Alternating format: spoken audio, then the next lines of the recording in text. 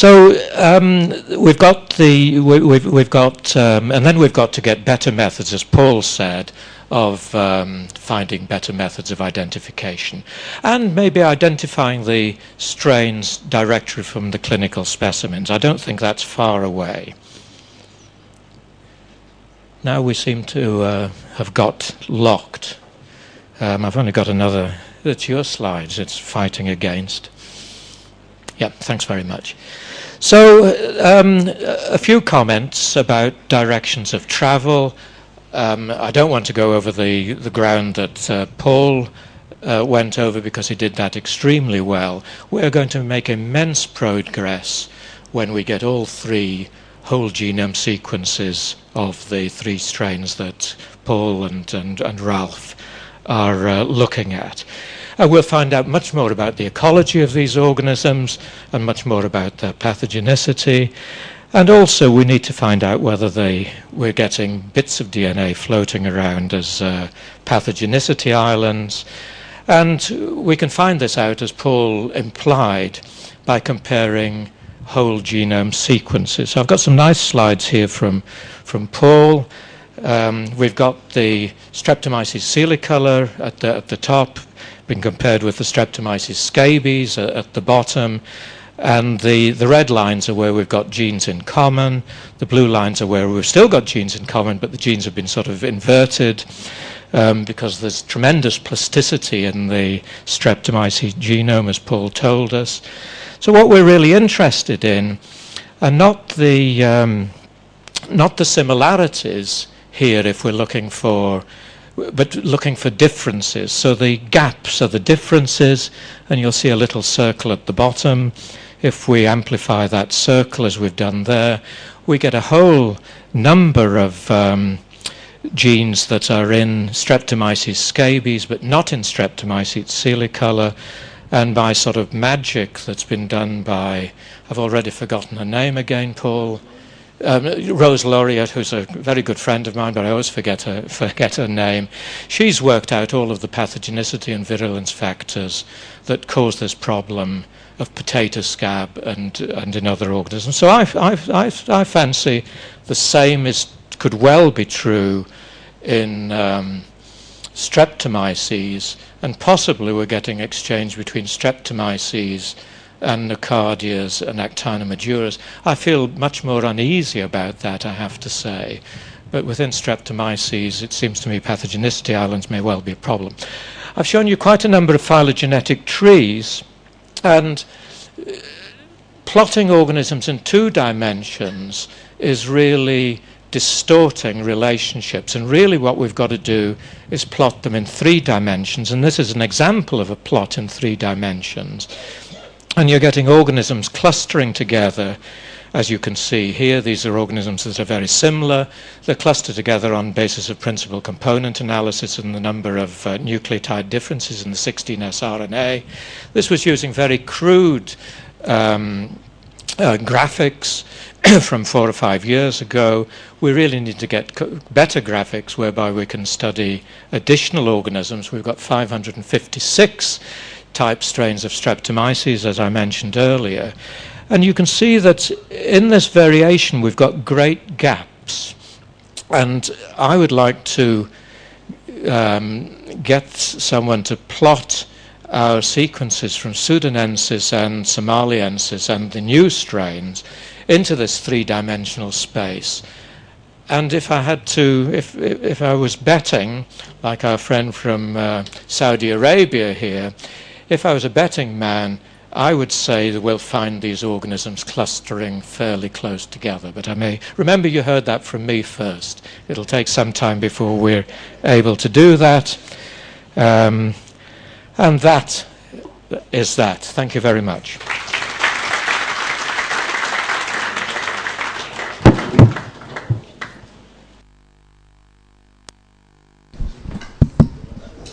We will let the questions after the second talk of Dr. Wendy. And so thank you very much,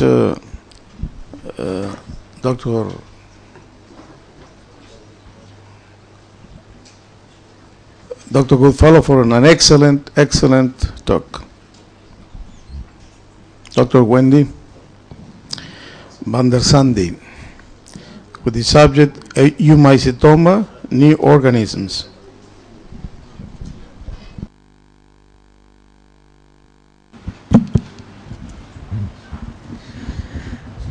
I would like to thank again for me to come here.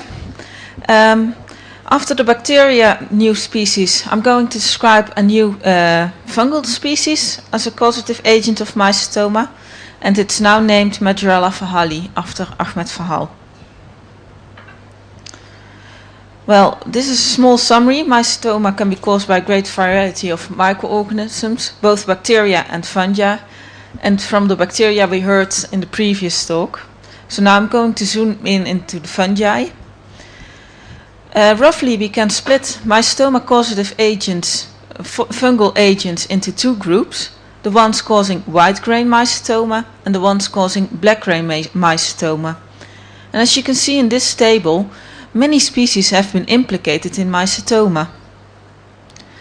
But actually this list was not complete at all. With molecular techniques, there are new species discovered, and we take as example the genus Madrella. Madrella, the generic description via the Atlas of Siebrun de Hoog, is that Madrella are colonies growing slowly, dark, composed of a dense and mostly sterile mycelium. And until recently, only two species have been described in this genus, and these were Madrella mycetomatus and Madrella griseae. Madrella mycetomatus was described in 1903 and causes black grain Mycetoma.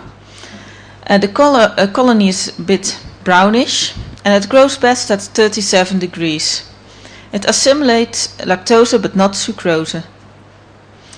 Madrella griseae was described later, and it also causes black grain Mycetoma. The colony is a bit greyish, and it grows at 30 degrees but not at 37 degrees. It assimilates sucroses but not lactoses. After these two descriptions, it took many years before somebody noticed that these two fungi are actually not closely related at all. In 2004, Siebrun de Hoog described that Madrella mycetomatus, which is this red block, is actually a member of the order Sordarialis, while Madrella griseae, the blue block, was a member of the order Pleosporalis, so they are not closely related at all. Furthermore, in that same study it was noted that the Madrella mycetomatus isolates present in the culture collection of the CBS were not all Madrella mycetomatus. They differed in the ITS region considerably and therefore were called Madrella species number 1. So this implicated that there were other Madrella-like species which were isolated from Mycetoma lesions. This was confirmed by this paper from France. Again, they did an analysis of black grain Mycetoma agents, and again you see the red block representing Madrella mycetomatus. If you look closely to this block, you can see that not all isolates are identical, there are some variations, and the lower branch was called Madrella species. Madrella griseae was also not very well defined in this case, because it's scattered all over the phylogenetic tree, which might implicate that also the Madrella griseae isolates were not very clearly identified. In their paper they also noted that there were tremendous differences in the ITS region, so there are many more species which are Madrella-like, but not Madrella mycetomatus or Madrella griseae per se. This slide I got from Siebrun de Hoog, and he got when people have fungi isolated and they cannot describe it properly, or the sequence doesn't fit in GenBank, they usually consult him for what type of fungus it is. And as you can see by the different colors in this graph, there are actually many species which were previously thought Madrella mycetomatis, which are actually not. So these observations resulted in the initiative launched by our working group. And the aim was to describe these species. The first one described was actually from China, and it's called Madrella mycetomatis. It was described in 2010, and it's a case report from China. In this case report, there was a mycetoma-like lesion in the mouth. It was a 27-year-old male from Chongqing in China. There were black grains secreted from this lesion. Here you can see the pictures of this patient. They did a CT scan, and they also did histology and culture. And there were grains found in the histological slides, and the culture showed a slow-growing fungus with a diffusible pigment. These are some more characteristics about Madrella mycetomatis. They noted chlamydospores, violophores, and the optical growth was at 37 degrees. Glucosis, arabinosis, xylosis, cellulose, maltose, and trehaloses were assimilated. So it appeared to be a different species. In order to prove that, they used the ITS sequence. And ITS stands for internal transcribed spacer, and it's like 16S for bacteria. You amplify part of this region and you compare it with sequences already known. When they sequenced this strain, Madrella mycetomatis, they compared it to the sequence of Madrella mycetomatis. And in this graph you can see that it differentiated at some point, especially in these two areas. There was only 93% similarity with Madrella mycetomatis. So they therefore concluded that Madrella mycetomatis was a new species. As I mentioned before, the Mycetoma Working Group also launched an initiative to establish which fungal species are able to cause black grain mycetoma. And we had isolate from Sudan, India and France. Almost all species appear to be Madrella mycetomatis, but one species differed. This species was isolated from a 45-year-old man seen here in the Mycetoma clinic. It was an electric engineer from Omdurman, and he had zero purulent discharge. The skin was stretched and hyperpigmented, and there were hyperreflective echoes seen. There were black grains obtained from this lesion. When we cultured this lesion, the colony actually looked like Madrella mycetomatis, but we noticed that there was no pigment secreted in the agar. Some of the Madrella mycetomatis isolates don't secrete this pigment in the agar as well. When we looked under the microscope, we saw these hyphae. Not much is to be seen because there's no sporulation, so you only see hyphal threads. We did a small test to see if what its optimum growth temperature was. And as you can see, there are 4 isolates on this graph. MM27 was our new isolate, and MM45, 50 and 55 are Madrella mycetomatis isolates. All Madrella mycetomatis isolates had an optimum growth temperature at 37 degrees. But our new isolate grew a little bit better at 30 degrees than at 37 degrees, although it still grows nicely at 37. We then performed ITS sequencing. And from this sequence you can see that it's not identical to Madrella mycetomatis. There were 55 base pair differences. So we went to GenBank and we searched for the closest match. And the closest match was actually Madrella mycetomatis with a maximum identity of 93%. So we therefore suggested that this should be a new species, and we would like to name it Madrella fahali after Ahmed Fahal, who isolated this strain. In order to determine which were the closest relatives to this fungus and if it should be a Margirella, we took the ITS sequences of many members of the order Sorarialis.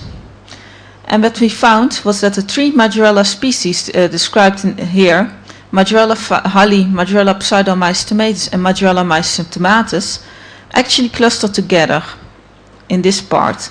They were closely related to Chaetomium species. The other Sorarialis are more apart. Next to the ITS sequence, we looked at other genes as well. We looked at beta-tubulin and we looked at RNase polymerase subunit 2. We chose these genes because for the order Sorarialis these genes are used in multiple studies and a large panel of reference sequence from other members of this order are actually present. So again we have Margirella fahalli in this blue box, and you see for both the beta-tubulin gene, which is displayed here, that it's again closely related to Margirella pseudomystomatis and Margirella mycetomatis, and that the next neighbor is actually Chaetomium. The same was found for RPP.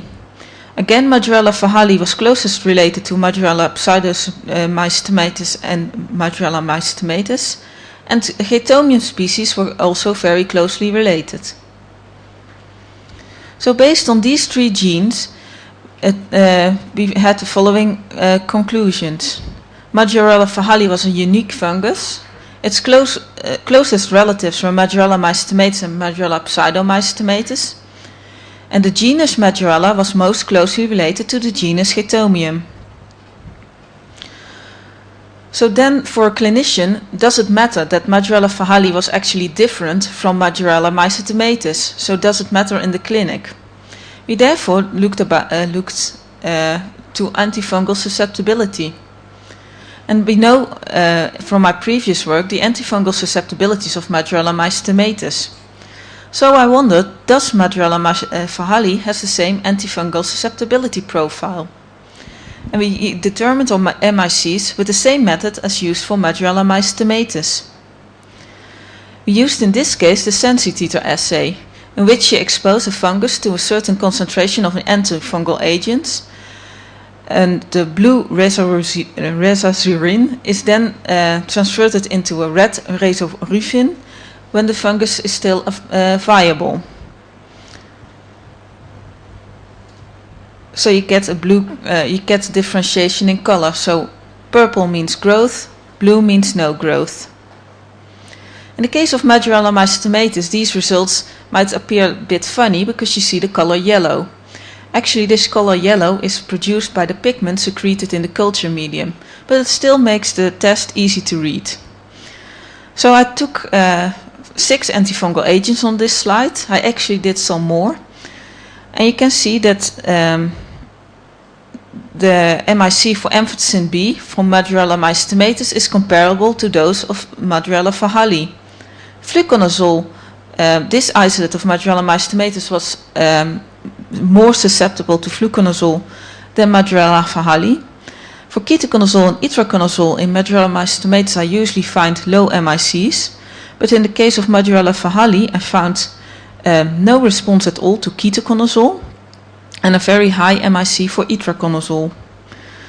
Margirella mycetomatis is not susceptible to 5-FC, so is Margirella fahalli, and for voriconazole also the MIC is elevated.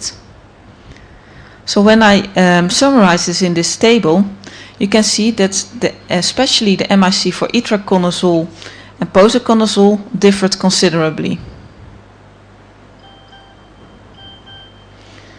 So, in conclusion, the genus Margirella now consists of 4 described species: Margirella mycetomatis, Margirella pseudomystomatis, and Margirella fahalli, which all belong to the order Sorarialis, and Margirella grisiae, which is a different type of species belonging to the order Pleiosporalis. Based on these sequence data from the previous papers, one should wonder if Margirella grisiae is still allowed to be called Margirella. And species differentiation is important because Margirella fahalli, for instance, is in vitro less susceptible to the azoles. If it's because we don't have breakpoints for this fungus or for the other fungi, we have to be precautious, because in vitro data doesn't necessarily mean that in vivo the outcome will be different.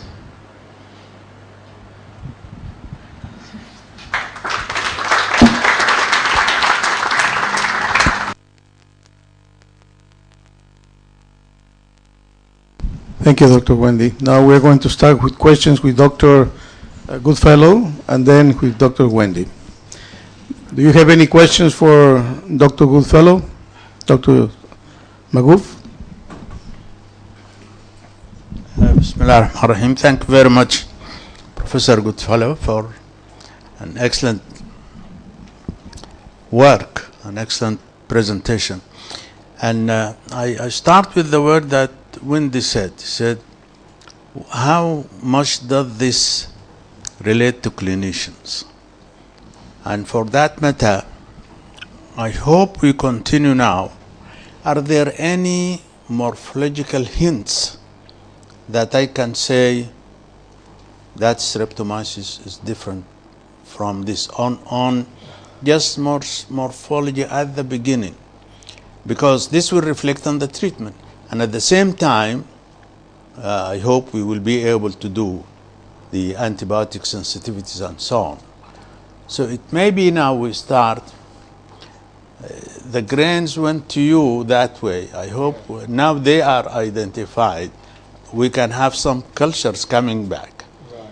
And then we can do the antibiotic sensitivity as much as Wendy is doing. Or more important, again, the antigenicity.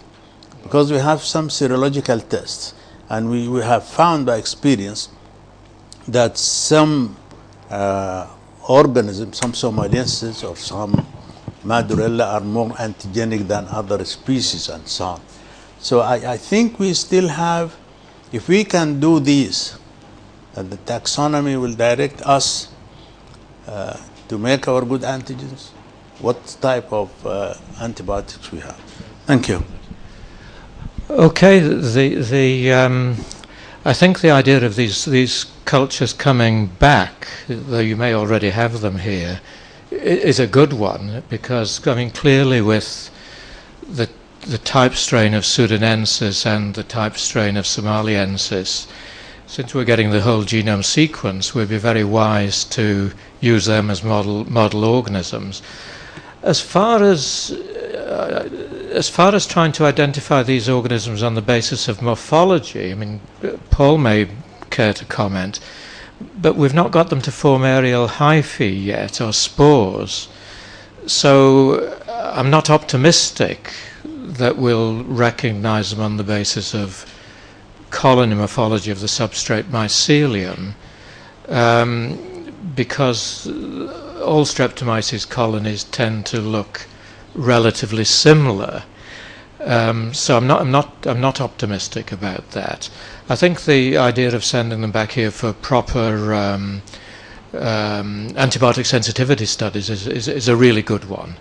And in fact, I was thinking today when Paul was speaking that we put, I'm ashamed to say this, we put a lot of our new active extracts through a panel of microorganisms. I'm ashamed to say we haven't actually included the Streptomyces and the Actina majura, so clearly we ought to be doing that as well. But I don't know whether you've got anything to add, Paul. I think with the just really that morphologically, all of the strains that I've handled, which is about 8 of these isolates, they all look almost identical in culture. Perhaps vagaries in the kinds of pigment that they produce. So some of them produce prodigious like compounds, but there's very little variation in these strains in terms of their morphology. They all look very similar.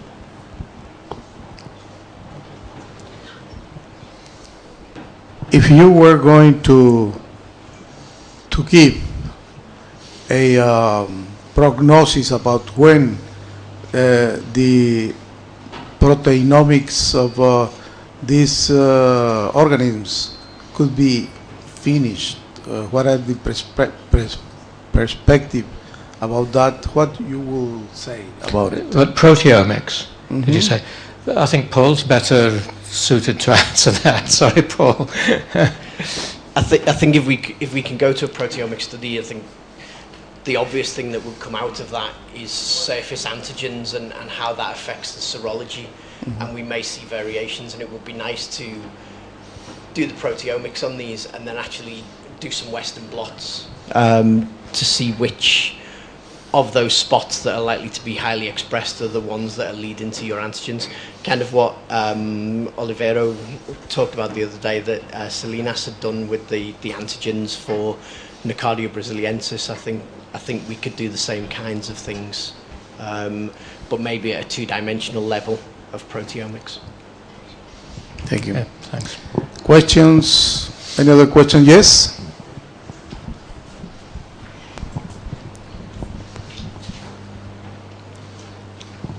First, I would like to thank Professor Goodfellow for his presentation. It's well known that actinomycetes are antibiotic producer, especially the genus Streptomyces. And when you isolate organisms from soil, they tend to, you notice that on culture they tend to outcompete each other.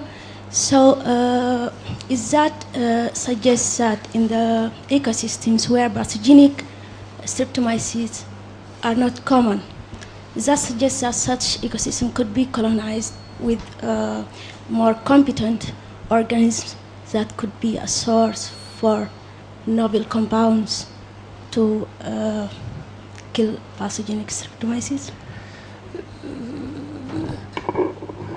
That's a difficult question. There's a sort of ecological side there. So I'm not really quite, I mean, we don't know where these organisms are living. But it's quite an interesting idea, isn't it, to go back to the ecosystem where the pathogen lives to see whether there's organisms that are actually able to kill that pathogen. The trouble with thinking like that, I mean, there's no problem thinking like that, is that the great unknown in all of this work with actinomycetes is that we, apart from organisms like Streptomyces scabies, we hardly know anything about the ecology. So we don't know the answer to that. What is interesting is that I've suspected for some time that these organisms that Ahmed's isolated may well be producing antibiotics. And Paul's whole genome sequence with Somaliensis rather adds substance to that. And I just wonder whether they produce antibiotics when they infect patients, and whether this actually fights off, secondary pathogens. I don't know. I think the red grains in Actinomycetoma are a good indication of this. Right.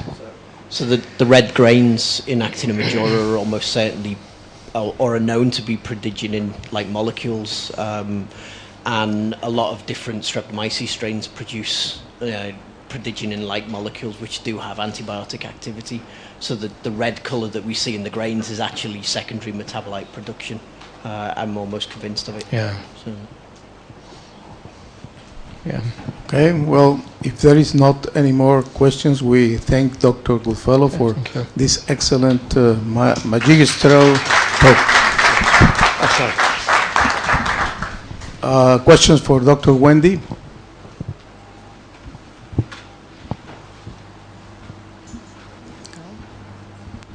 There's not any. Dr. Magoo and Dr. Yes, Wendy, thank you for that excellent presentation. The question is, on what do you keep subculturing your, on what medium? And that, when you found that this organism did not produce pigment, only on Seborrhoea, or did you try several media? Because we have some work with Sarah Abdallah that she found the sporulation is different depending on the medium. The poorer the medium, they will behave as if they are in the environment. So what this, because you said, who of you said brain heart infusion agar? Yes, but that's a very rich medium. If you go on poorer media, we may have some aerial hyphae, and I think that's still got to be done further. So similarly with Madurella mycetomatis, pigment production, lacking completely on every medium or only on seborrhoeids? Well, this observation was in RPMI medium and in seborrhoea medium. I also culture on blood agar, and then the pigment actually turns black instead of brown. That's when you add iron 2+, it's always black, not if you add iron 3+. And I've also cultured on minimal medium or on Wattmann paper only, so Wattmann medium, and then they behave differently as well. Madurella mycetomatis turns then forms the DHN melanin, the very black melanin. This one doesn't mean that it's not able to do so, but not under these culture conditions. So they behave differently on different culture media. I think that there was another question over there. Thank you. The new strain has been only a single strain, or you have multiple strains? Well, I identified it based on this single strain, but I consulted Sybren de Hoog, and he told me he had 3 similar strains based on his sequence data. So he's giving. That's why it's not published yet. I will get. He's sending me these strains, and I will do the susceptibility data as well, because by only having one strain, it could be that this isolate was resistant by coincidence. Therefore, I need these other 3 strains, and also to confirm the genetic basis, because one strain is only one strain. It's better to do it with multiple strains. That's the point. And have you been trying to get more isolates from here to try also screen them for the same species? I have about 100 isolates from this facility already. I only obtained this one strain. There was some misidentifications, but they turned out to be Leptosphaeria senegalensis. And I have another strain which was recently brought by Nashwa to my lab, which appeared also not to be Madurella mycetomatis, but also not Madurella fahali. It's again an unknown species. So therefore, I think although the majority is still Madurella mycetomatis, there are multiple species not described yet in literature able to cause these type of infections. Right. You have encountered some, Madurella mycetomatis that were resistant, right, to azoles? Not as resistant as this one. I had a couple of isolates which had a little bit higher MICs, but if it's actually resistant or not, you only can say that when you have the data, the clinical data. If you have breakpoints, you can only say these have higher MICs or lower MICs.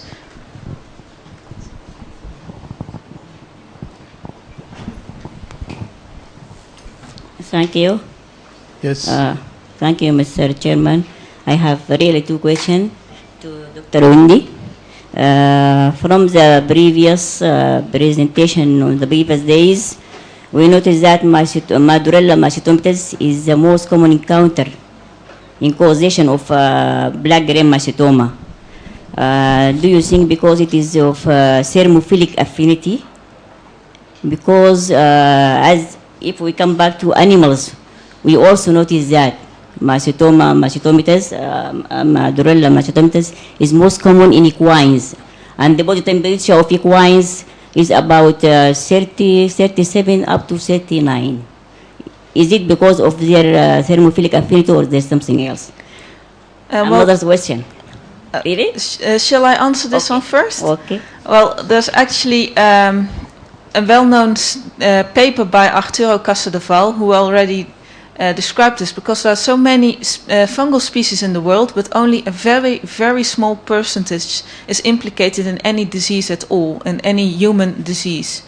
And they noted that a fungus, to be able to cause infection, needs to have certain cards, to say it like that. And one of them is to be able to grow at 37 degrees. And actually they tested in the CBS collection almost all species and tried to identify if they grew at 37 degrees. There was only a very small portion of the fungal isolates to be able to grow at body temperature. And of that portion, most of them were actually the human pathogens. So it's a very important key that a fungus, to be able to cause an infection, is able to grow at 37 degrees. Thank you. My second question, from what Professor Fahal presented, we found also the most aggressive lesion are due to mycetoma, Actinomadura mycetomatous, and also the rate of recurrence is high in such patient. Is there any relationship between this observation and the melanin contained in the cell wall of this such organism? Is there any comparative study being carried among black grain mycetoma due to, for example, Curvularia leonata or Fialophora or any pigmented fungi? Well, actually, the literature on mycetoma is very limited, and it would be a good question to see if the black grain mycetoma versus the white grain mycetoma caused by fungi has a differences in the pathology. But actually, there's not much known about white grain mycetoma. I think only case studies, and only Margella mycetomatis from the black grain mycetoma is mostly studied. The other ones are neglected among the research. So it's hard to answer that question. But if melanin is important, in the case of Margella mycetomatis, I think it's of some importance. But in terms of mycetoma in general, you have white grain variants, you have the bacterial variants who don't form the black pigment. So it cannot be the only virulence factor involved. I think there are other virulence factors so far unknown which are more important. I think that there are other questions in the other room. Please.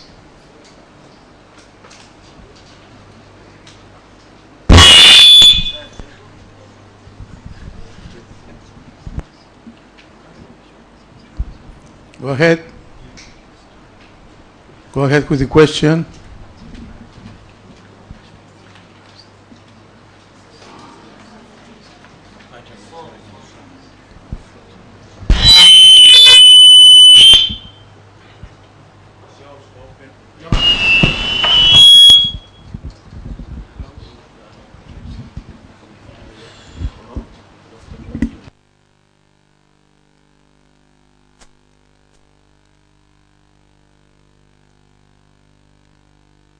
Antifungal susceptibility. I'd like to ask Dr. Wendy, are there many patients from whom Margella fahali was isolated? Because if it is the case, I think it is time to try another antifungal therapy other than azole antifungals. Especially, it is known by now that azoles are not very effective therapy against mycetoma. Thanks.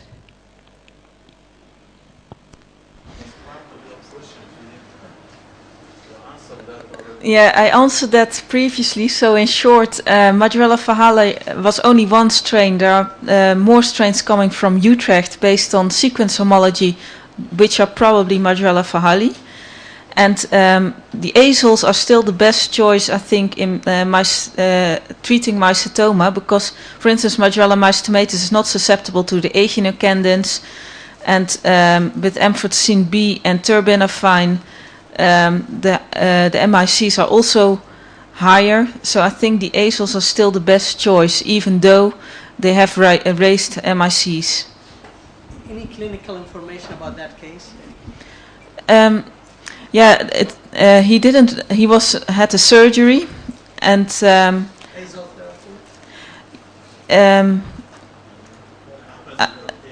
I presume he had, because all cases so far he didn't have the azole therapy.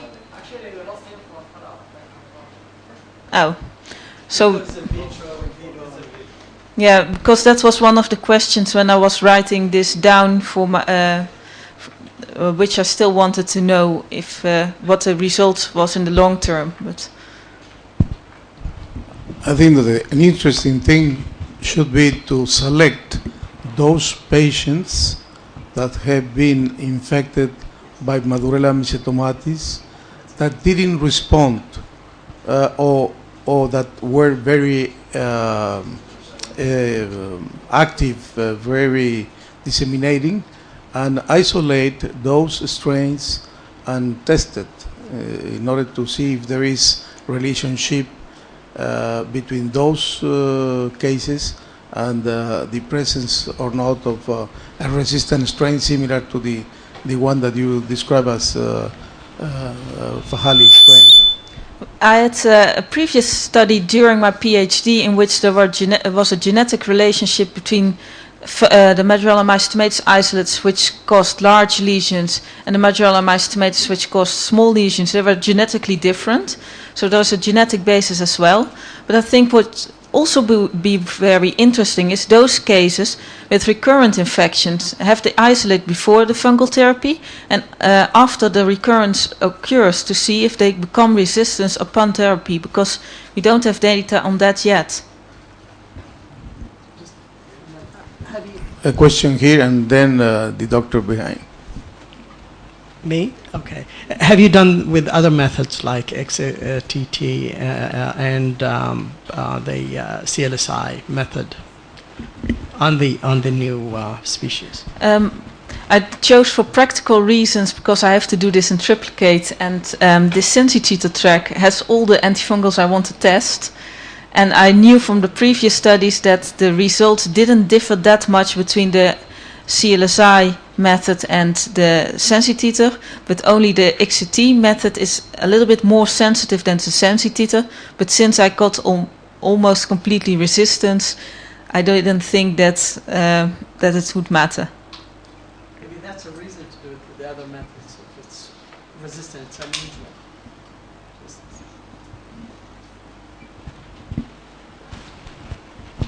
Thank you very much, Wendy, for this nice, elegant talk. May I insist to have a clinical picture for those, patients. Do you observe any clinical variation between this patient and that caused by Mycetoma fahali, Amadura fahali, and others? This case presented as a normal mycetoma case seen here in the clinic with like Madurella mycetomatis, for instance. It didn't differ. It was only by molecular methods when we start typing and start doing AFLP that we noted that this isolate was different from the rest. Because on culture media it didn't look that different at all. With the leptosphaeria which were misidentified, I noted they had always they were looking very differently. But this one actually looks a lot like many of the Madurella mycetomatis isolates I have in my own lab. So it did look similar, the chemical picture. There is no obvious variation between this, in clinical manifestation? No, and even if the pigment here is absent, it's in other Madurella mycetomatis isolates as well.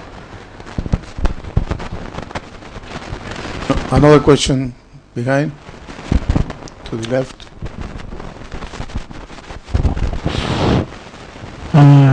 Dr. Abdullah is supposed to give a lecture from Saudi Arabia yesterday, or to talk, and he said that Staph Aureus is the always concurrent infection with Mycetoma. What do you think is the role of Staph Aureus here? Previously, Dr. Ahmed, we talked about the different stages in the pathology of the disease. And when there is discharge and fistula, we think there is staph infection at this time of the pathology. I think the surgeons always interfere when there is tenderness of the abscess. That is to say, there is presence of pus. And here we are tackling the problem of mycetoma. You have to give it from different angles. And we came up with the crazy idea, I'm talking to Al-Fahl yesterday, why don't we give infection of Staph Aureus to mycetoma if it is not? So that we can get a discharge of black grains, and it, because of the coagulase enzymes, it liquefies the tissues, copious pus formation and cleaning of the tissues like that. What do you think the concurrent infection of Staph aureus is supposed to be to the mycetoma?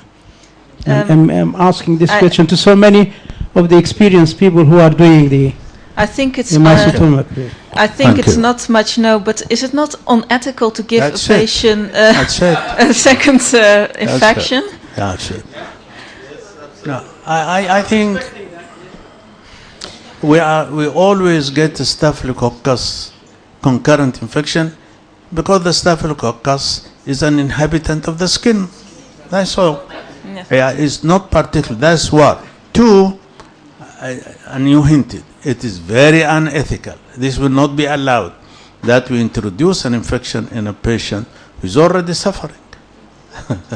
Thank you. And especially if you don't know what the infection influences, how it. If you would like to study such a thing, maybe you should turn to an animal model or something. Well, I believe that we have to quit. Do I have to respond to this? Okay, well. I treat a lot of staphylococcus. Well, I work as infectious diseases, and I treat more staphylococcal infections of the foot than mycetoma. And these are really serious infections. And some patients, they go into sepsis, multi-organ failure, and they may die. So I think Staph aureus is a very aggressive organism, far more than Madurella. And I would definitely be very much against inducing infection with Staphylococcus aureus.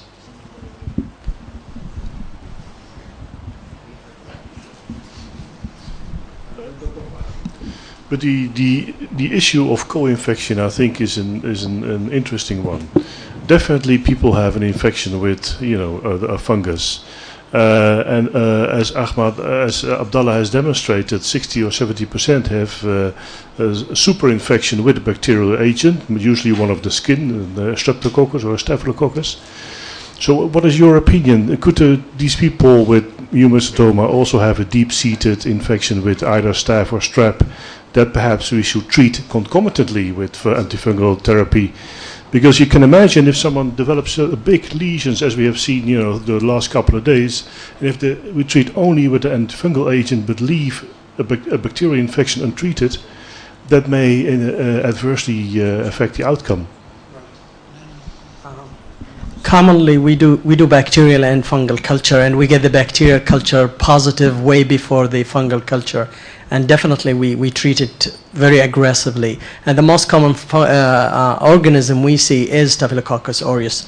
But we see also some Pseudomonas, like the patient I have presented yesterday. So we definitely treat it aggressively alongside with the antifungal.